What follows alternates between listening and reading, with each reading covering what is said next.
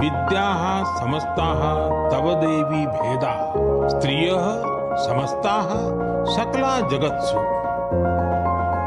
सभी विद्याएं देवी के ही विभिन्न स्वरूपों की अभिव्यक्ति है और जगत की समस्त नारी शक्ति में भी उनका ही प्रतिरूप है। हमारी संस्कृति में बेटियों का सम्मान सर्वोपरि रहा। भारतीय महिलाओं को पीढ़ियों से व्यवस्थागत बाधाओं का सामना करना पड़ा है। खासकर ग्रामीण और हाशिए के समुदायों में शिक्षा, स्वास्थ्य सेवा, रोजगार और निर्णय लेने के सीमित अधिकार रहे। लेकिन 2014 से प्रधानमंत्री नरेंद्र मोदी के नेतृत्व में एक ऐतिहासिक बदलाव हुआ है। महिलाओं को अब निष्क्रिय लाभार्थियों के रूप में नहीं, बल्कि भारत के विकास की कहानी के केंद्र में बदलाव के सशक्त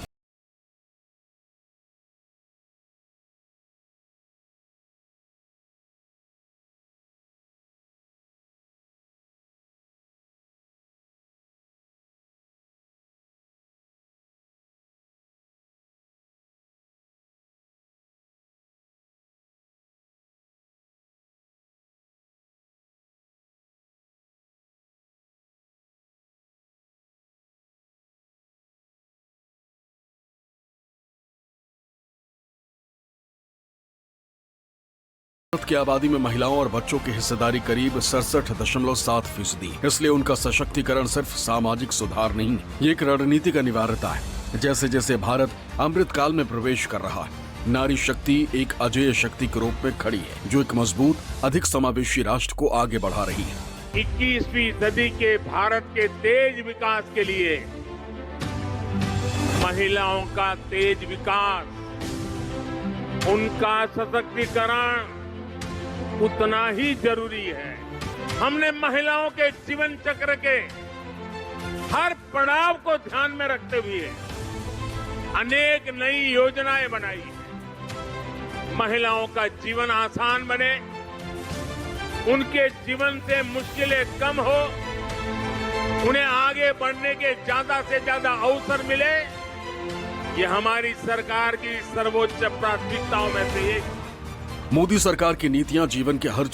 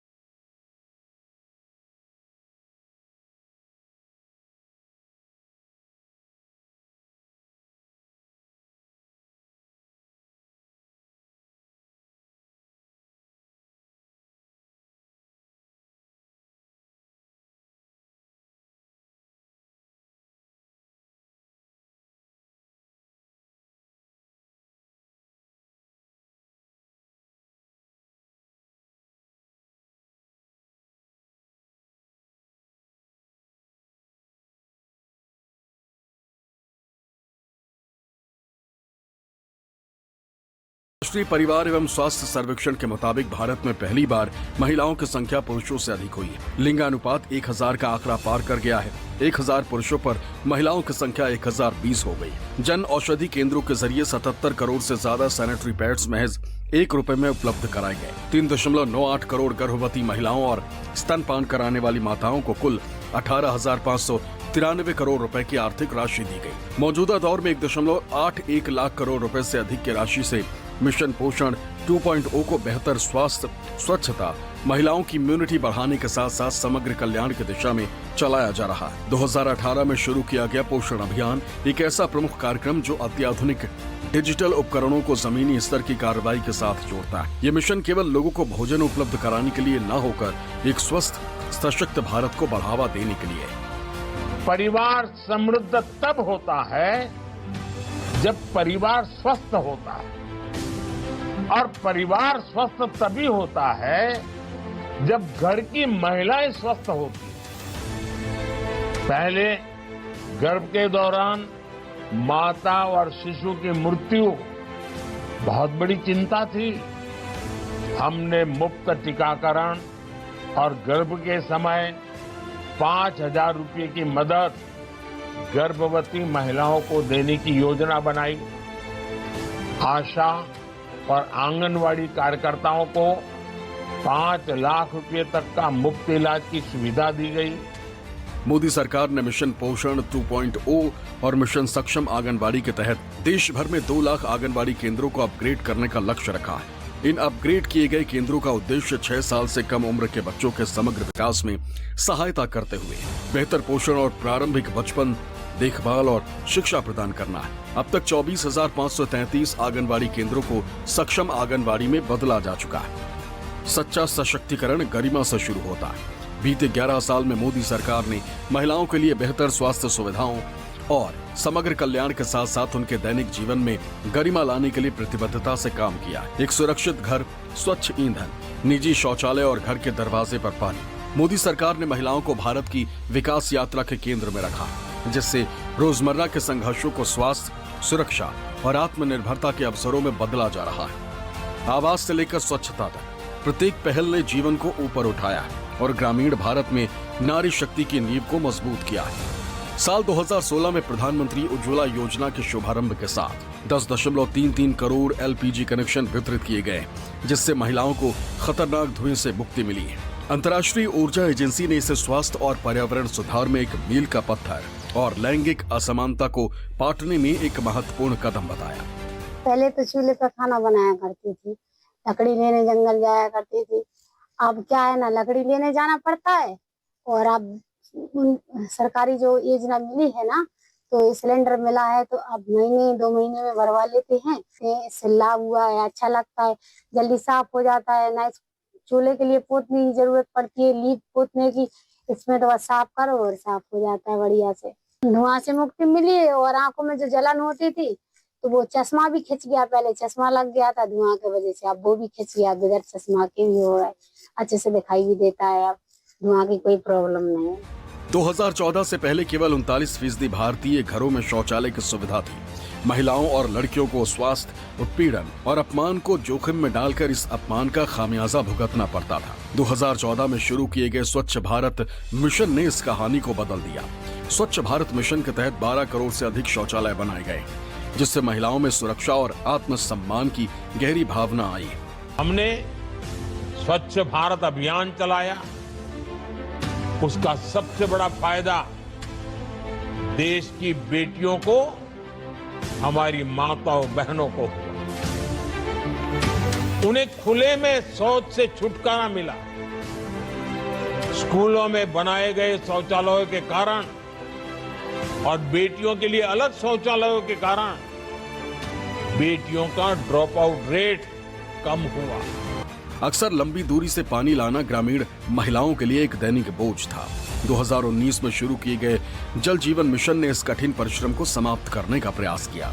2019 तक मात्र 3.23 करोड़ घरों में नल से जल की सुविधा थी और अब 15.6 करोड़ से अधिक नल जल कनेक्शन ग्रामीण जीवन में बदलाव ला रहे हैं। जल जीवन मिशन ने महिलाओं को न केवल उनका समय बचाकर बल्कि उन्हें जल आपूर्ति की योजना, निष्पादन और निगरानी में शामिल करके सशक्त बनाया है, जिससे वो अपने समुदाय के भविष्य में सच्ची हितधारक बन गई हैं।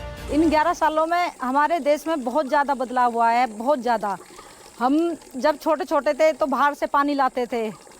अब जो है मोदी जी सरकार ने हमारे घर में इतनी सुविधा कर दी है कि घर घर टंकी पहुंच चुकी है, पानी की सुविधा है, हर घर में शौचालय है, बाहर जाने की ज़रूरत नहीं है औरतों को। और सबसे ज़्यादा हमारे जो देश में है क्राइम खत्म हुआ है। मोदी जी सरकार आने के बाद बहुत बदलाव हुआ, हमारे देश में बहुत ज़्यादा बदलाव है। धन्यवाद है मोदी जी को बार बार। हमारे यहाँ पर सामूहिक शौचालय भी बनाया गया है और हर घर शौचालय बनाया गया है। पहले पानी का नहीं था, हर जगह घर घर नल की सुविधा कराई गई है। उज्ज्वला में पहले उपलों में खाना बनाते थे, चूल्हे बनते थे जिसमें धुएं में बहुत सी औरतें बैठती थी और गर्मी में खाना बनाती थी, लेकिन हमें उज्ज्वला की उससे सिलेंडर, चूल्हा, ये सब योजनाएं मोदी जी के लाभ से ही हमें प्राप्त हुआ है। प्रधानमंत्री नरेंद्र मोदी ने बेटी बचाओ बेटी पढ़ाओ की शुरुआत की। इस अभियान से समाज में बेटियों की शिक्षा और समानता की दिशा में जागरूकता फैली और सकारात्मक परिणाम भी सामने आए हैं। स्वास्थ्य एवं परिवार कल्याण मंत्रालय के आंकड़ों के अनुसार राष्ट्रीय स्तर पर जन्म के समय लिंगानुपात साल 2014 में 918 था, जो साल 2023 में बढ़कर 930 हो गया है। शिक्षा मंत्रालय के आंकड़ों के अनुसार माध्यमिक तक के स्कूलों में लड़कियों का नामांकन 78% हो गया, जो साल 2014 में 75.51% था। महिलाओं के जीवन में कम उम्र से ही वित्तीय समावेशन, लैंगिक समानता को समाज का हिस्सा बनाने के लिए सुकन्या समृद्धि योजना की शुरुआत की गई। नवंबर 2024 तक पूरे भारत में 4.1 करोड़ से अधिक खाते खोले जा चुके हैं, जो इस योजना में व्यापक सार्वजनिक भागीदारी और विश्वास को दर्शाता है। बीते 11 साल की नीतियों का ही नतीजा है कि आज महिलाएं पुलिस सेवाओं और सशस्त्र बलों के सभी विंगों में गर्व से वर्दी पहनती हैं। स्थायी कमीशन अब एक वास्तविकता बन चुका है। सैनिक स्कूलों और राष्ट्रीय रक्षा अकादमी में लड़कियों के प्रवेश जैसे ऐतिहासिक मील के पत्थर अवसर और समावेश के एक नए युग का प्रतीक बन गया है। और यही नहीं, विज्ञान और अंतरिक्ष क्षेत्र में भारतीय महिलाएं सचमुच सितारों तक पहुंच रही हैं। उन्होंने चंद्रयान 3 की सफलता में महत्वपूर्ण भूमिका निभाई, जो भारत की वैज्ञानिक उत्कृष्टता और लैंगिक समावेशिता का प्रतीक है। हमने आर्मी स्कूल के साथ साथ सेना में तमाम पदों को महिलाओं के लिए खोल दिया। हमने महिला सुरक्षा पर कड़े कानून बनाए और इस सब के साथ देश ने नारी शक्ति वंदन अधिनियम के जरिए लोकतंत्र में महिलाओं के नेतृत्व की गारंटी भी दी है। प्रधानमंत्री नरेंद्र मोदी ने महिलाओं के लिए समान अधिकार के लिए एक नई लड़ाई छेड़ी। ट्रिपल तलाक के खात्मे ने मुस्लिम महिलाओं को वो सम्मान और कानूनी सुरक्षा प्रदान की जिसके वो लंबे समय से हकदार थी।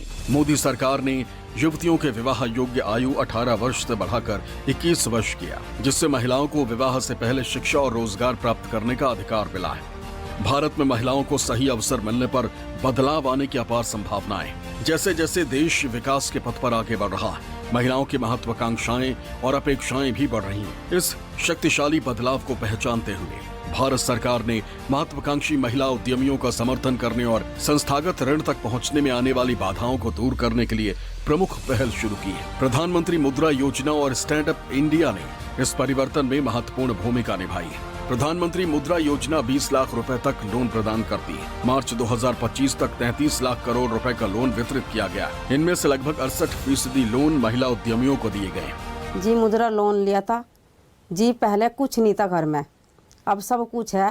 रोजी रोटी सही चल रही है। ऊपर लेकर शुक्र अदा करते हैं हम कि मोदी जी बहुत अच्छे हैं और अब बेहतर है कि बच्चे भी पढ़ लिख लिए, सब कुछ बढ़िया हो रहा है।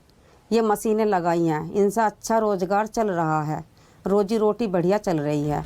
इसी दिशा में लखपति दीदी योजना की शुरुआत की गई, जिसका उद्देश्य ग्रामीण महिलाओं को आत्मनिर्भर बनाना और उन्हें आर्थिक रूप से सशक्त करना है। इस योजना के तहत स्वयं सहायता समूहों से जुड़ी महिलाओं को विभिन्न प्रशिक्षण दिए जाते हैं ताकि वो छोटे व्यवसाय शुरू कर सकें और सालाना 1 लाख रुपए या उससे अधिक की आमदनी कमा सकें। सरकार इन महिलाओं को स्वरोजगार के लिए आवश्यक सहायता जैसे कि आसान ऋण, व्यावसायिक प्रशिक्षण, तकनीकी ज्ञान और बाजार तक पहुंच उपलब्ध कराती है। ये महिलाएं अब सिलाई, बुनाई, कृषि आधारित कार्य, पशुपालन, बागवानी, मशरूम उत्पादन, अगरबत्ती बनाना, जैविक खाद उत्पादन जैसे क्षेत्रों में काम कर रही हैं। आज स्वयं सहायता समूहों में महिलाओं की संख्या 10 करोड़ तो पार कर गई है।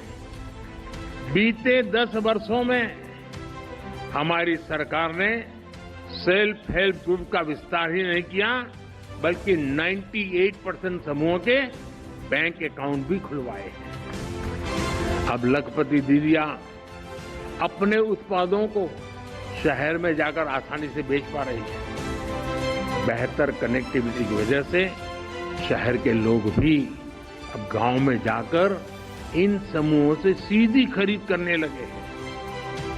ऐसे ही कारणों से बीते 5 वर्षों में सेल्फ हेल्प ग्रुप के सदस्यों की आय में 3 गुना की वृद्धि हुई है। लखपति दीदी पहल एक गेम चेंजर के रूप में उभरी। मार्च 2025 तक इसने 1.48 करोड़ सदस्यों को विविध और स्थायी आजीविका गतिविधियों के माध्यम से 1 लाख रुपए की न्यूनतम वार्षिक आय अर्जित करने में सक्षम बनाया है। मोदी जी ने हर गांव में समूह भेजे हैं, जिसे सहायक समूह कहा जाता है। उसमें अलग अलग ग्रुप होते हैं, जिसमें 10 से 11 औरतें इकट्ठी होकर मोदी जी जो रिफंड भेजते हैं उससे वो वहाँ पर कोई बैग बना लेती है, कोई मसाले बनाते हैं, कोई अचार बनाते हैं, तो उनका अच्छे से रोजगार चल रहा है। ये सब मोदी जी की ही देन है। ये योजना महिलाओं को सिर्फ आमदनी ही नहीं देती, बल्कि उन्हें सम्मान, आत्मविश्वास और समाज में एक नई पहचान भी देती है। पिछले 11 सालों में मोदी सरकार ने महिलाओं को सशक्त बनाने के लिए लगातार काम किया। पहले जहां सरकार की योजनाएं सिर्फ मदद देने तक सीमित थी, अब वही योजनाएं महिलाओं को आगे बढ़ने, नेतृत्व करने और सम्मान पाने का मौका दे रही हैं। अब भारत की महिलाएं सिर्फ सहयोगी नहीं हैं, बल्कि वो नेता, वैज्ञानिक, सैनिक और उद्यमी बन रही हैं। चाहे अंतरिक्ष मिशन हो, गांव की पंचायत हो, घर की रसोई हो या बड़ी कंपनियों का बोर्ड रूम, हर जगह महिलाएं आगे बढ़ रही हैं। वो पहले से ज्यादा आत्मनिर्भर, मजबूत और आत्मविश्वासी हैं। महिलाओं की ये यात्रा मदद से नेतृत्व तक पहुंच चुकी है और अब भारत का भविष्य हमारे इन सशक्त महिलाओं के हाथों लिखा जाएगा। अगर आधी आबादी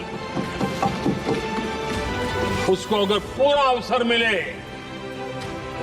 तो भारत 2 गुनी रफ्तार से आगे बढ़ सकता है और ये मेरा विश्वास है। 25 साल से इस क्षेत्र में काम करने के बाद मेरा विश्वास और दृढ़ हुआ है। विकसित भारत का अमृतकाल, महिला सशक्तिकरण के 11 साल।